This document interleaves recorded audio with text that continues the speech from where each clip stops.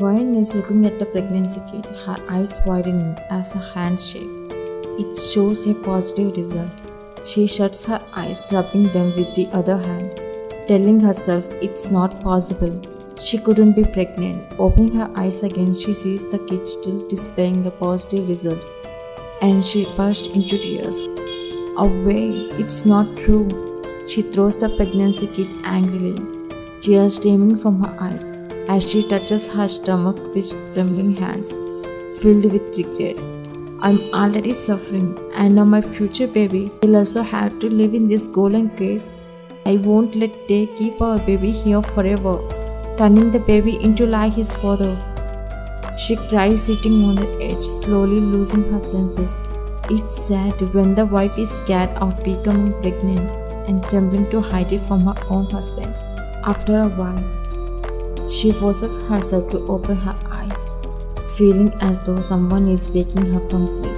When she finally opens her eyes, she is startled to see her dangerously handsome husband, the Mafia king, sitting on the bed next to her, looking at her with a pleased expression. He places both arms on her shoulders, making her sit up straight.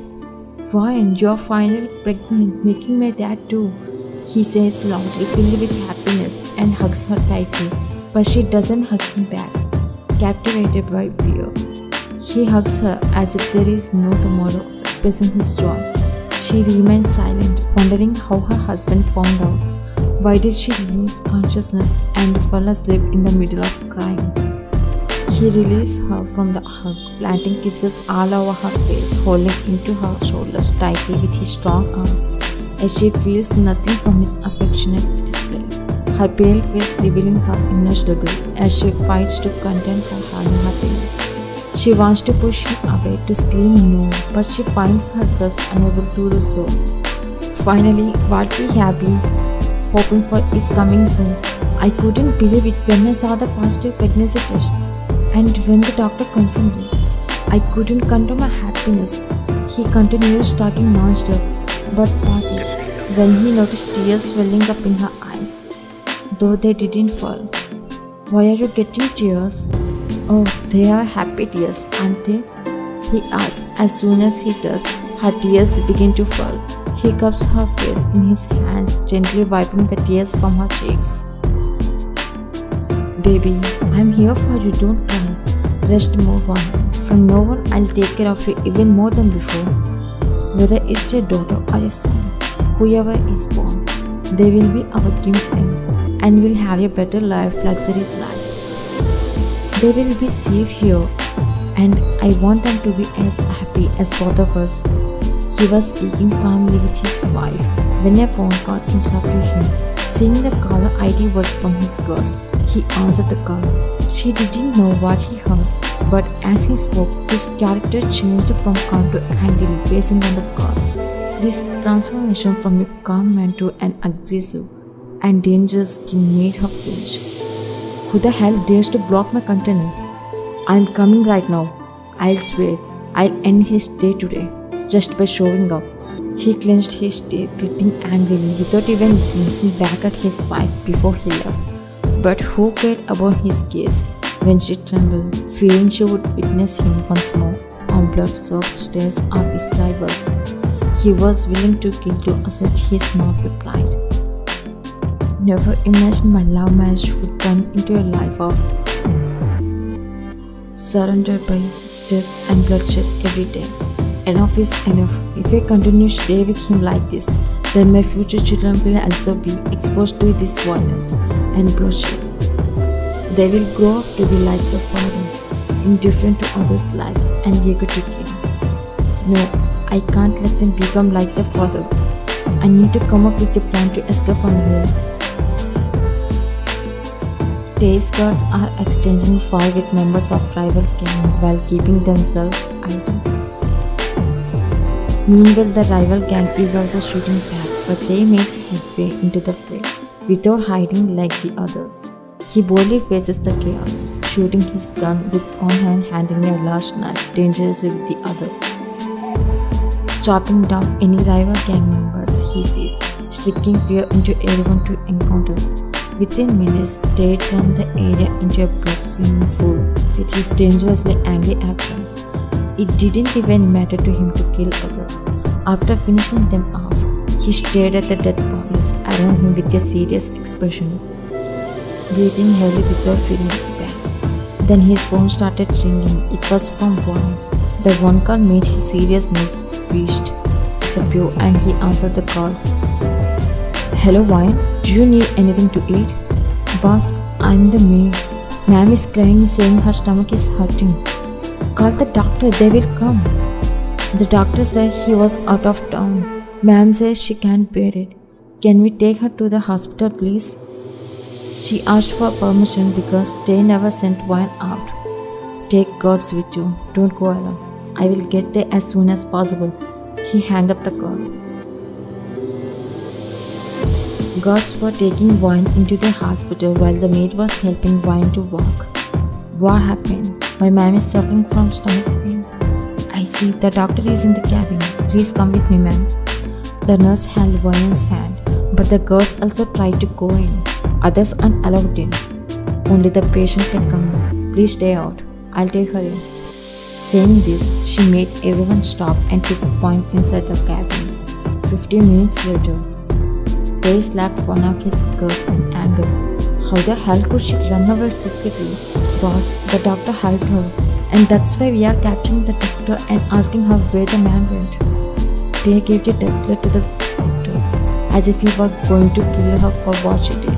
But the doctor helped Wine to run away secretly because Wine begged her to save. How dare you interfere between us? As he took dangerous steps towards her. But he stopped when she questioned him. How can you make her be with you, even though she doesn't love you? Shut up. Who told you she doesn't love me? Did she tell you? He asked her confidently, knowing his wife loves him.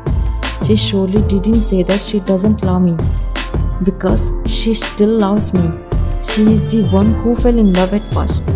But she said she needed to escape from her husband before he came back. So I'll have to run from here. Tay ran his hand through his sweaty hair.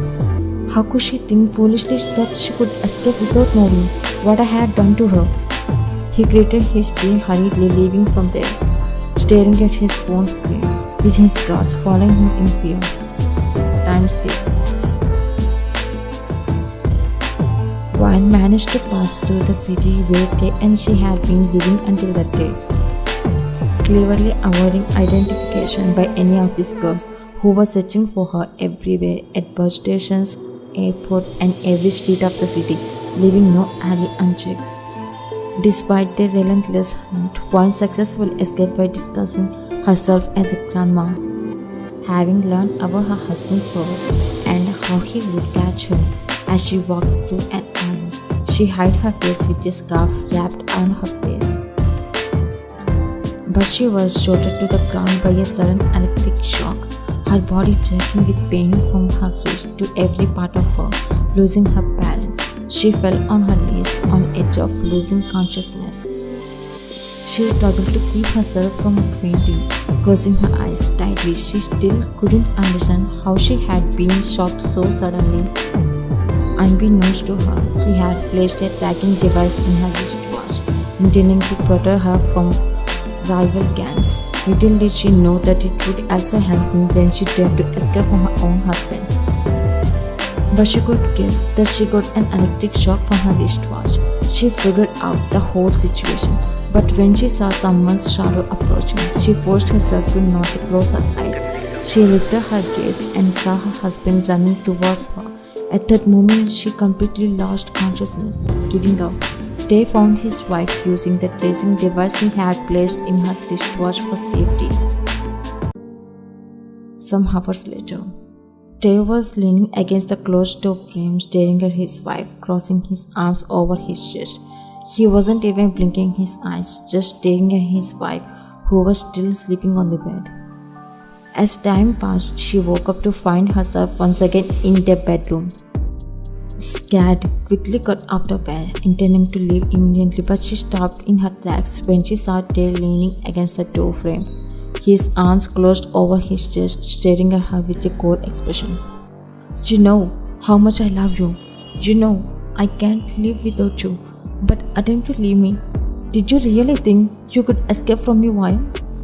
She didn't answer him as she stepped back, swallowing a lump in her throat, feeling fearful.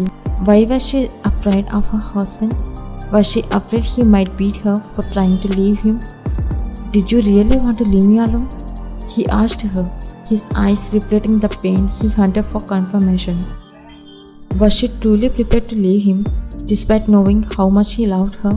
His question brought tears to her eyes, but she fought to hold them back. He uncrossed his arms and took steps towards her.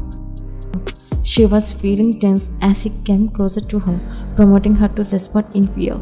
She thought that if she didn't answer, she would face consequences. Yes, I wanted to leave. I can't let our unborn baby. Violence, always seeing blood around them. Shut up. Why and how can it be as you say? Our baby wouldn't lead that kind of life. Don't you see, I have placed you in the mansion, treating you like royalty. You are the one who proposed to me when I was living my life. Now how can I let you go when my entire world revolves around you? Stop taking to your version of events. I fell in love with you thinking you were just an ordinary citizen like me. I proposed to you after dating, but you didn't let me know that you were a dangerous mafia king until you cunningly married me. Even after I revealed your true profession as a mafia boss, not just an employee, I didn't stop loving you. I simply asked you to leave the life behind. But you didn't listen to me. Do you know how much I struggle with depression here sometimes? Every night when you come home late, I get scared thinking about what could happen to you or what if someone were to kill you. I still remember the day when you were badly injured and didn't open your eyes for a whole day. Even after that incident, I told you to stop, but you still didn't listen to me. I don't feel like a princess here. Instead, I feel like a slave within these four golden walls. Today, I had dreamed a beautiful future to live together peacefully. But you seem devoured by violence, forgetting about your personal life with me. I ran because I don't want our unborn baby to see live daily in golden prison. Today, it's not that I can live with my baby without you, but I know if I run away from you, then you will change one day and I get to be with me normally, not as this mafia king.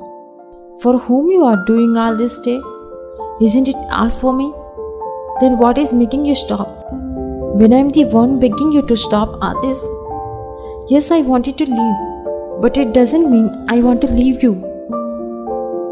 Listening to her pain and her hopes in him, his heart was aching, finally understanding her pain, this time seriously. He felt tears welling up heavily. He wanted to rush to her and hug her, but he couldn't, feeling sad about how his wife wanted him. Why she attempted to run just to change him. I have caused you so much pain, but you are my world, and I can't wait to see you suffer any longer. Trust me, I will change for you, for us. I'm promising you all. I'll leave all this behind. Right this second, I'll do any job you suggest. I'll be ready to go wherever you want, us with our unborn baby to live. I'm sorry for not understanding you. Please give me the chance to prove it. She walked closer to her husband, who was lowering his head sadly with wet eyes. I know, dear, you would do anything for me, but not that easily. You are stubborn, but finally on this day, you melted and realized what is good for us. He gave you a tight smile, his eyes sparkling. She spread her arms for a warm hug. Then he melted, hugging her gently. Burying his chin into the corner of her neck, she ruffled his hair, smiling.